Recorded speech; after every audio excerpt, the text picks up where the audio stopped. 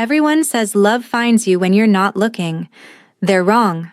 Sometimes love finds you when you're hiding under a billionaire's desk during the most important business meeting of his life, and you're 11 months old. I lost everything running from a loan shark who wanted to sell my baby. Then I learned this. The most dangerous place to hide is also the safest. If you hide in plain sight with someone who has more power than your enemies could ever imagine. Do-Yun Park didn't believe in accidents. Every signature, every deal, every breath in his billion-dollar empire was calculated. So when he heard a wet, tiny sneeze from directly beneath his desk during a merger meeting with 15 stone-faced executives, he knew his perfectly controlled world had just been invaded. But here's what nobody expected. Instead of calling security, he looked at that grinning baby with her chubby hand wrapped around his $1,000 shoe, then at the terrified woman frozen by the door, and said 5 words that changed 3 lives forever. Finally, you brought her to see me.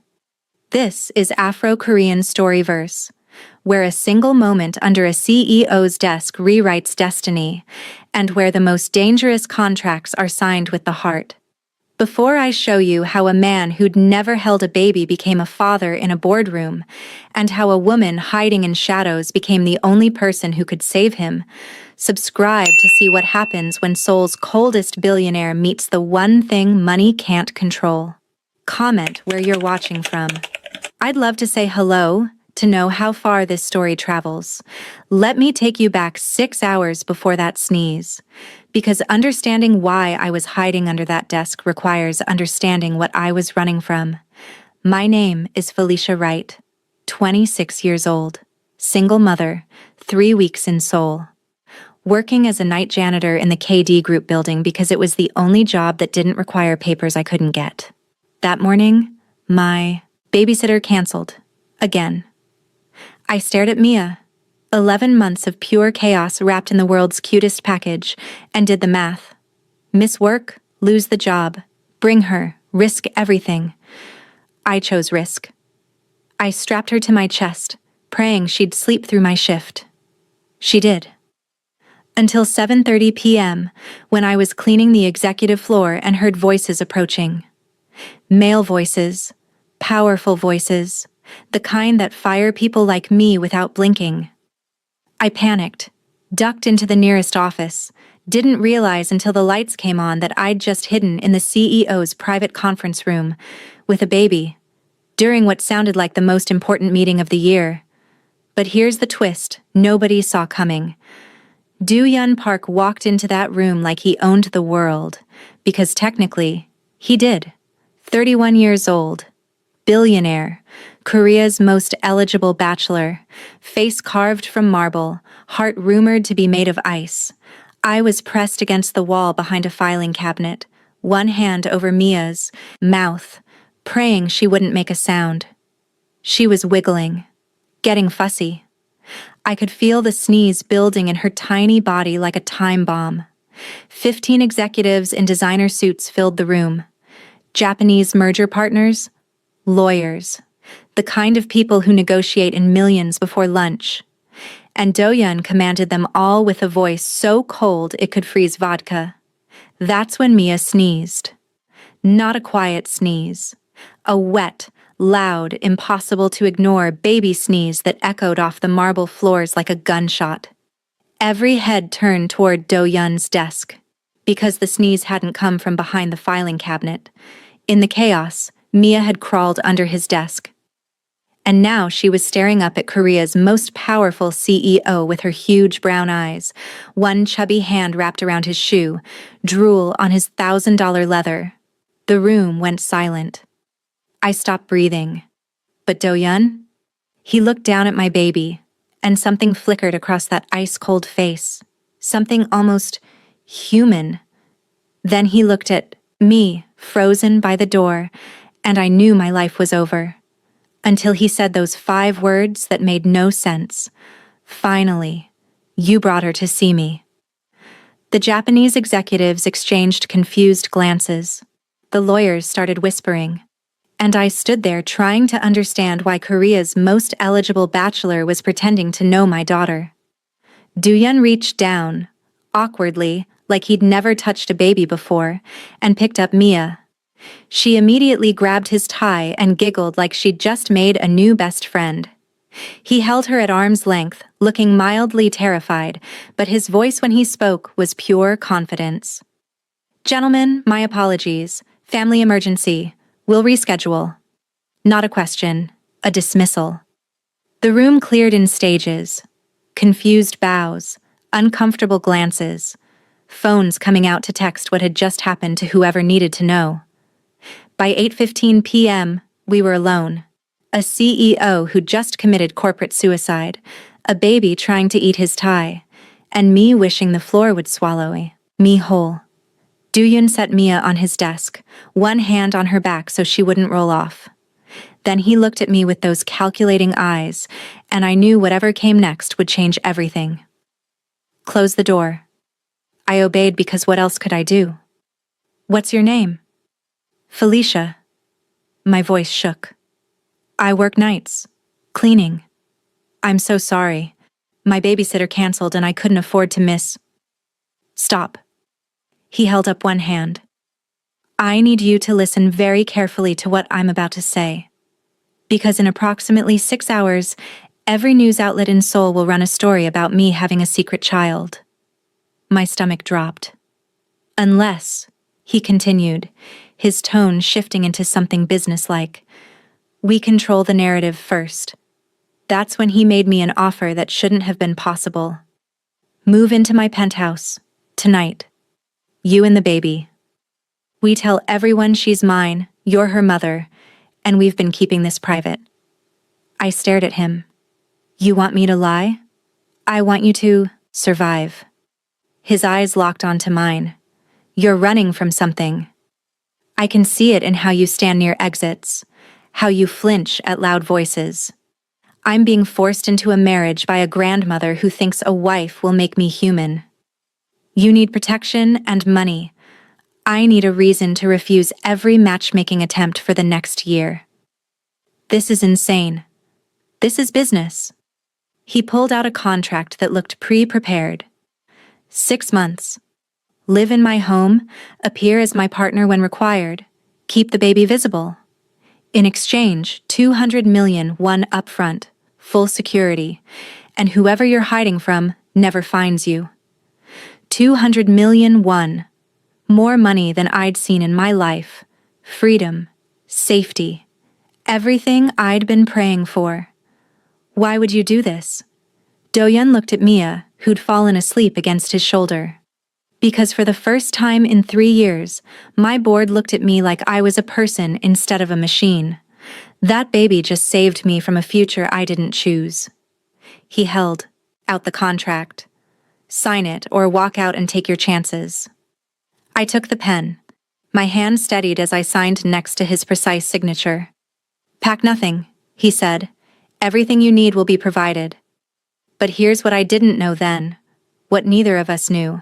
This contract was about to become the most dangerous document either of us had ever signed. Because the man I was running from? He was already in Seoul. And he was about to discover I'd just moved in with one of the richest men in Korea. Dooyeon's penthouse was a museum designed by someone who'd never seen a child. Glass, steel, sharp edges everywhere. Mia took one look and immediately crawled toward the nearest death trap. "She can't hurt it," Dooyeon said, though his expression said otherwise. "She's teething. She can hurt anything." That first night I watched Korea's coldest CEO try to comfort a crying baby by holding her at arm's length like a malfunctioning appliance. I showed him how to hold her close, support her head, pat her back gently. He obeyed with mechanical precision. Pat, pat, pat. Mia's crying slowed, then stopped. She grabbed his tie and giggled. "She likes you," I said softly. "She doesn't know any better." But over the next 3 days, something shifted. Dooyeon's team transformed the penthouse overnight. Foam corners, cabinet locks, a nursery that looked like a palace. They transformed me too. A woman named Minji arrived with designer clothes, a makeup artist, and orders to make me gala ready. 4 hours later, I stood in front of a mirror in a midnight blue dress and didn't recognize myself. When Do-yoon saw me, he went completely still. His eyes traveled from my face to the dress and back, something breaking in that calculated expression. "You look..." He searched for a word. "Different." "Bad different?" "No." Too quickly. Then quieter. "No. Not bad." The air between us charged with something neither of us wanted to name, but we didn't have time to examine it. Because the Seoul Charity Gala was in 24 hours, and I was about to meet the woman who believed Do-yoon should have been hers. Ji-won appeared at the gala like a beautiful knife. Designer gown, diamond necklace, eyes that looked at Do-yoon like stolen property. "You must be the surprise everyone's talking about," she said, her smile razor-sharp. "The cleaner who caught our golden bachelor." "Ji-won, that's enough," Do-yoon warned. "I'm only saying what everyone's thinking. We were supposed to be married, you know. Our families had an arrangement." She studied me like an interesting specimen. "But he always comes back to his own kind eventually. People who understand his world, his obligations." The words hit like carefully aimed darts. That old shame crept up my spine. The shame of being poor, unwanted, temporary. "You don't know anything about her," Do-yoon said, his voice dropping to something dangerous. "You want the truth? Felicia is the best thing that's happened to me in 3 years. She's brave and kind and stronger than you could understand. She's a better mother in 11 months than some people are in a lifetime." He stepped closer, putting himself between us. "You were a contract I refused to sign. She's a choice I make every morning." The room went quiet. People stared. Then Do-yoon turned to me, cupped my face in his hands, right there in front of everyone, and kissed me. Not for show. He kissed me like I was oxygen and he'd been drowning. Like I was the only real thing in a room full of expensive illusions. I kissed him back. Forgot we were in public. Forgot this was supposed to be fake. Kissed him like he was home. When we broke apart, cameras flashed. Ji-won had vanished. And Do-yoon was looking at me like he'd just realized something terrifying and wonderful. "That wasn't part of the contract," I whispered. "No," he agreed. "It wasn't." But here's what we didn't know. While we were falling in love at that gala, someone was taking photos, building a case, getting ready to destroy everything we'd built. 3 days after the kiss that changed everything, Do-yoon got sick. Fever of 39 degrees, throat like broken glass. I physically blocked his bedroom door when he tried to go to work. "Back to bed. I have 3 meetings. You have pneumonia. The meetings can wait." He wanted to argue but let me guide him back to bed because the room kept tilting. I brought medicine and homemade soup, then left him to sleep. 4 hours later, I was playing peekaboo with Mia on the living room floor when Do-yoon found us. The afternoon light turned everything golden. Mia was laughing that pure, uncontrollable baby laughter, and I was completely unguarded for the first time since we'd met. Do-yoon stood in the doorway in his silk robe and just watched. Something in his chest cracked open. Something he'd locked down since his parents died 3 years ago. "Wanna try?" I asked. He shouldn't. He had an empire to run. But Mia was holding out her arms, and he found himself sitting on the floor like it was natural. "Just hide your face, then show it." He felt ridiculous. He'd negotiated billion-dollar deals, made grown men cry in boardrooms. Now he was playing peekaboo. He covered his face, paused, revealed himself. Mia erupted into laughter so pure that Do-yoon forgot how to breathe. She lunged forward, grabbing his face with tiny hands, laughing like he'd performed the greatest magic trick ever conceived. Do-yoon laughed. For the first time in 3 years, he threw his head back and laughed until his fever-sore throat hurt, until tears pricked his eyes. "I didn't know you could laugh like that," I said softly. He looked down at Mia, asleep in his lap. Neither did I. But while we were discovering what family felt like, someone was watching, taking notes, building a file that would explode our lives in exactly 48 hours. The news broke at 6 a.m. on a Tuesday. KD Group CEO's secret family exposed as fraud. The article had everything: my real name, my debt, Marcus Chen's allegations that I was a con artist, fake passport documents, speculation about Mia's real father, anonymous sources saying the board was furious. How did they get this? My hands shook. My uncle. Do-Yun's jaw was granite. Investigating you since day one. This is his insurance policy. Proof I'm incompetent, compromised, should be removed as CEO. He pocketed his phone. The board wants me to make a statement denouncing you. My stomach dropped through the floor. Then do it. What? Tell them I lied, that you're ending things immediately. This is my fault. Stop. He gripped my shoulders. I'm not denouncing you. Your company is just a company. Buildings and numbers. His eyes were fierce. You and Mia are real. I don't care what they want me to say. I'm not giving you up. But fighting meant staying visible. Watching his stock prices plummet. Watching everything he'd built crumble because of me. I made my decision that night. After Do-Yun fell asleep from stress, I packed 2 bags, left everything he'd given me except what we came with. I wrote a note. I'm sorry. You deserve better than someone who brings shadows into your light. Don't look for me. I walked out at midnight, back into the darkness where people like me belonged, but leaving Do-Yun turned out to be the biggest mistake of my life, because Marcus Chen had been waiting for exactly this moment. The motel near the port was cheap and anonymous. I paid cash for 3 nights, enough time to find a boat to somewhere Marcus couldn't follow. The knock came at 11 p.m. Open the door, Felicia. I know you're in there. Marcus Chen's voice. Patient, terrifying. The door exploded inward. 3 men moved with professional efficiency. One grabbed me, one smashed my phone, the third picked up Mia's crib, baby and all. No, I struggled, but he was twice my size. Don't touch her. Please. Marcus walked in behind them in an expensive suit. Hello, Felicia.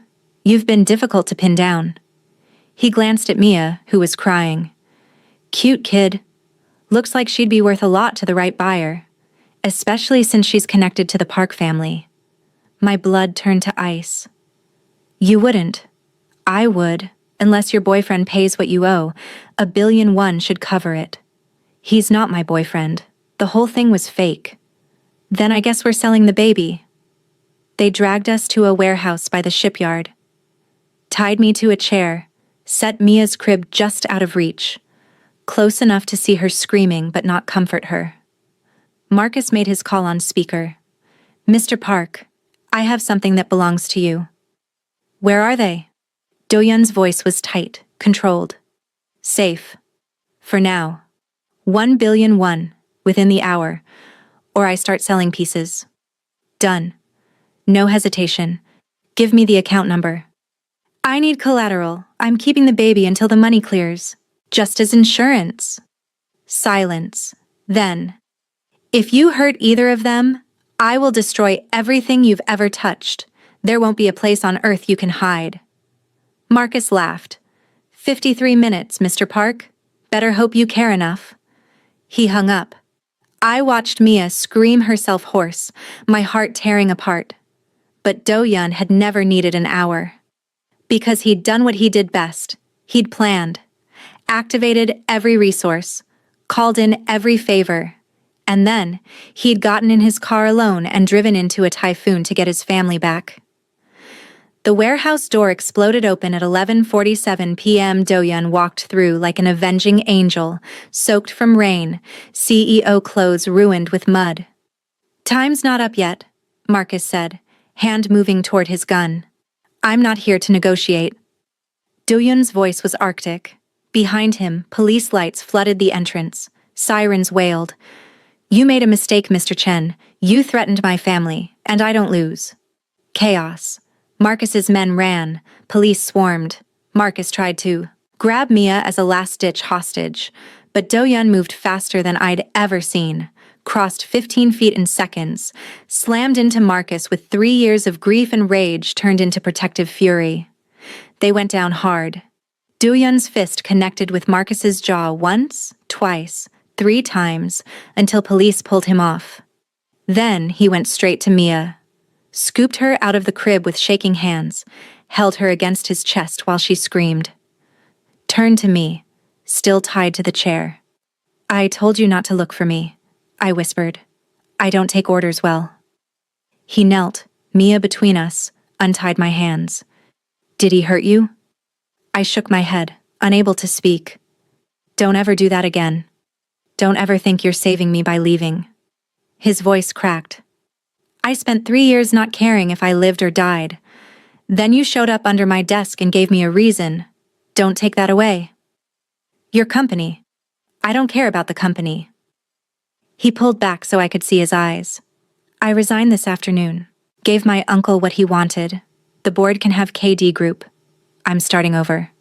With you. If you'll let me. I stared. You resigned? I did. You gave up your company. For me. For us. He held Mia closer. Having everything doesn't mean much if you're alone. But having you two? That's enough. That's everything. I kissed him. Right there in that warehouse with police everywhere, and both of us soaked and traumatized and alive. Kissed him like yes, like always, like forever. But this story, it doesn't end in a warehouse. 3 days later at the airport, Do-Yun stood in jeans and a sweater, the most casual I'd ever seen him, holding Mia like he'd been doing it forever. Last chance to change your mind, I said. Not a chance. Fresh start, new country, new life. You could have kept the company. I meant what I said. I choose you. I choose being Mia's father over being anyone's CEO. He reached into his pocket, pulled out folded paper. I think it's time we replaced that old contract. I unfolded it, expected legal jargon, found a marriage license application. Blank, except for his signature. No deadlines this time, he said softly. No 6-month clause, just us. Forever, if you'll sign it. I looked at the paper, at the man holding my daughter, at the future I'd stopped believing in, thought about that first night under his desk, about Mia's sneeze that changed 3 lives. I pulled out a pen, signed my name next to his. Yes, forever. He kissed me again. Mia, sandwiched between us, grabbed both our faces like she was sealing the deal herself. We boarded the plane to Vancouver 20 minutes later. As we took off, I looked out at Seoul disappearing below and felt something I hadn't felt in years. Peace. Not because I was running away this time, because I was running toward something, toward a future with a man who'd given up everything to keep me. Mia fell asleep between us, her tiny hand wrapped around Do-Yun's finger. I rested my head on his shoulder. Thank you for finding us that day. Thank you for sneaking into my office. Best security breach I ever had. 3 months later, we got married on a beach in Vancouver with exactly 3 guests. Do-Yun's grandmother, Mia, who ate sand, and a confused photographer who couldn't understand why a billionaire's grandson was getting married in jeans. 6 months after that, Do-Yun's uncle was arrested for embezzlement. The board begged Do-Yun to return. He declined politely and used the settlement money to start a nonprofit helping women escape abusive situations. 2 years later, Mia took her first steps at a park in Vancouver, running straight into her father's arms while I cried happy tears and took 17 blurry photos. And sometimes, late at night when Mia was asleep and we were curled on our couch in our house that actually felt like a home, I'd look at Do-Yun and remember that terrifying moment when a baby sneezed under a desk and changed everything. Best accident ever, I'd whisper. And Do-yun, who'd learned how to smile again, who'd learned that family was worth more than empires, would pull me closer and agree. Best accident ever. But here's something I never told you about that first night in Do-yun's penthouse.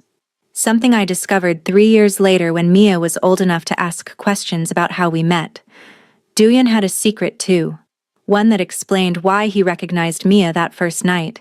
Why he said, "Finally, you brought her to see me," like he'd been waiting. That story? That's one we're saving for when Mia's older.